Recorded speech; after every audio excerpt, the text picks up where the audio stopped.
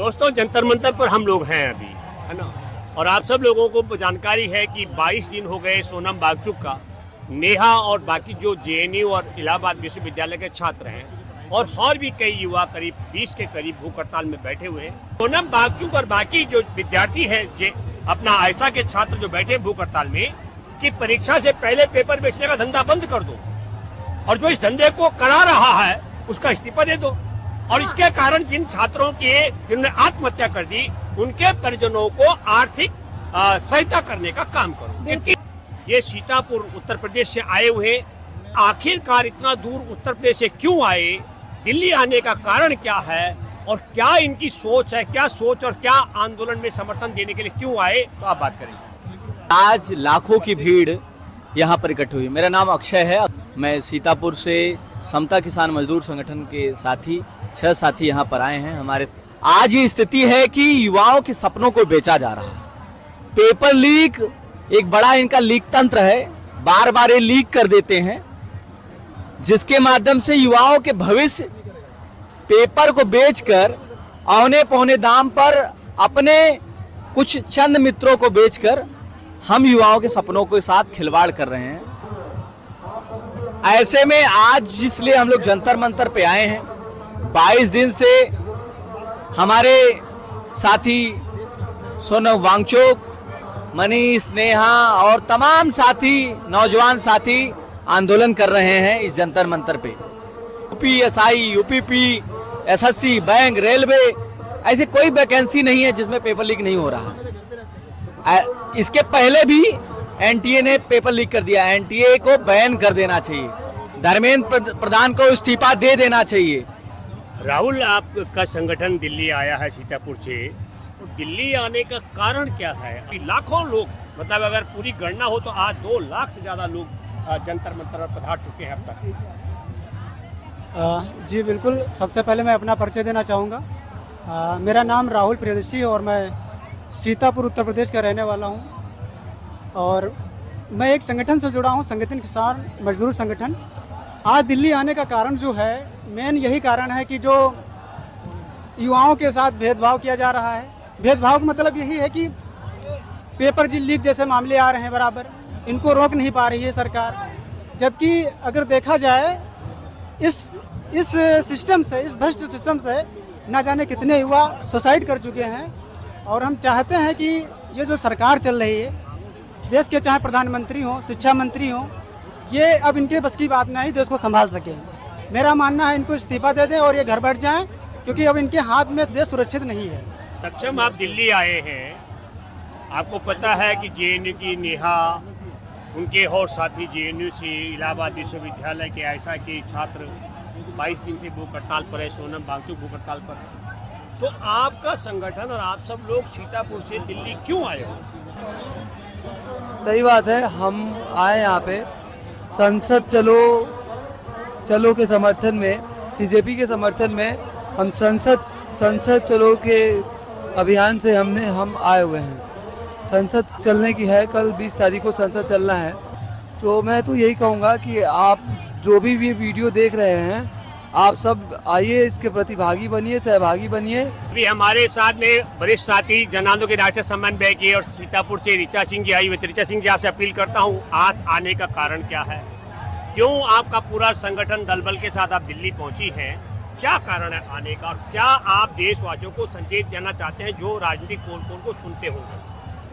तो हम लोग आज आए हैं और कल भी हैं, और इसलिए आए क्योंकि मुझे जो बहुत बात परेशान कर रही थी कि हमारे युवा क्या कह रहे हैं, क्या मांग रहे हैं, कौन सी बात कर रहे हैं। वो यही तो कह रहे हैं ना कि उनकी कुछ मांगे हैं। वो पेपर लीक जो निकला, जो प्रूफ हुआ कि हाँ ये जो बातें युवाओं ने उठाई वो सही है, और युवा इतनी मजबूती से यहाँ बैठे हुए हैं, भूख हड़ताल पे हैं और सरकार सुन नहीं रही है।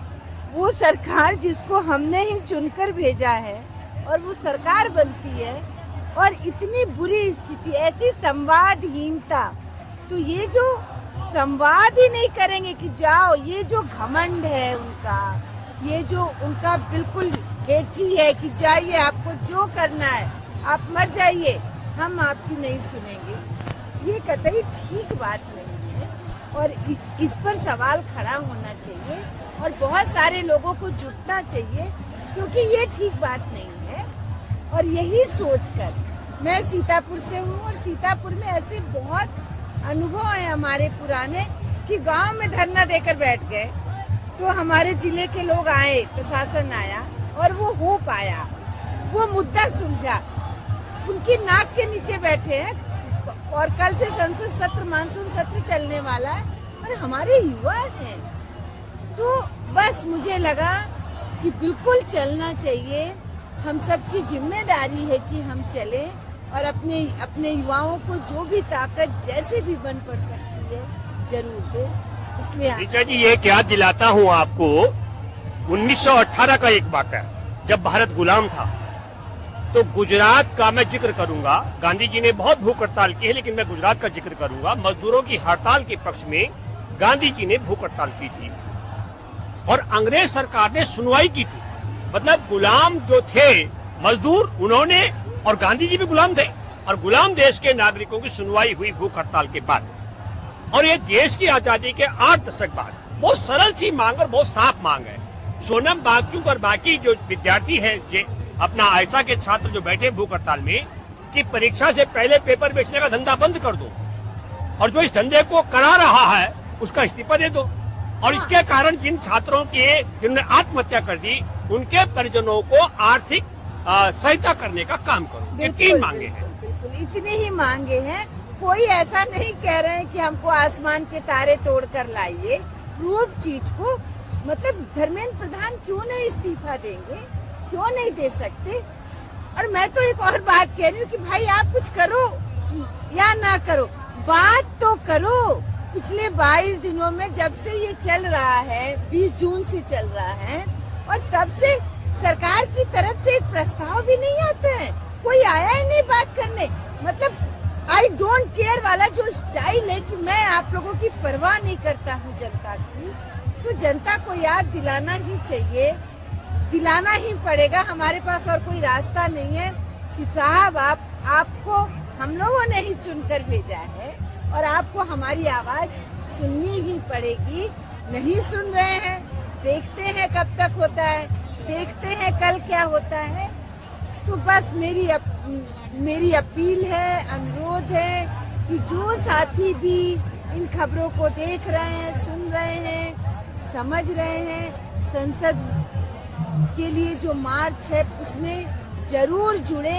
ये जरूरी है हमारे लिए, आपके लिए, हमारे युवाओं के लिए और हमारे देश के भविष्य के लिए। सवाल मेरा है, मैंने कहा जब देश गुलाम था 1918 में, तब अंग्रेज सुनते थे, और आजादी के 8 दशक बाद आरएसएस की सरकार, संघ की सरकार नहीं सुन रही है।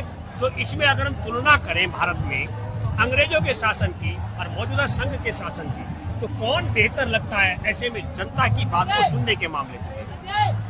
जितना पढ़ा देखा समझा है, आज तो और कठोर और भयानक स्थिति है, और भयानक स्थिति है ना। 22 दिन से हमारे मतलब क्या हो रहा है सब जान रहे हैं, उसी बात को क्या दोहराना। तो आज और कठिन स्थिति लगती है, लेकिन एक ताकत भी लगती है। ये जंतर मंतर, आज मुझे याद है 10 साल 15 साल पहले हम लोग यहीं आते थे अपनी मांगों को लेकर, कभी मानसून सत्र में, कभी शीतकालीन सत्र में, और यहीं रहते थे। हमारे लिए कोई दूसरा रहने की जगह हम कभी नहीं ढूंढते थे। इस जंतर मंतर को सिकोड़ दिया, छोटा कर दिया। आज की तारीख में धरना करने के लिए परमिशन मांगना होता है, और वो भी वो कुछ घंटों का देते हैं। तो ये समझना चाहिए कि हमारे युवाओं ने किस तरह से वो जो बैरियर लगा रखा था उसको तोड़ा है, और इस जंतर मंतर को जो सिकुड़ चुका है।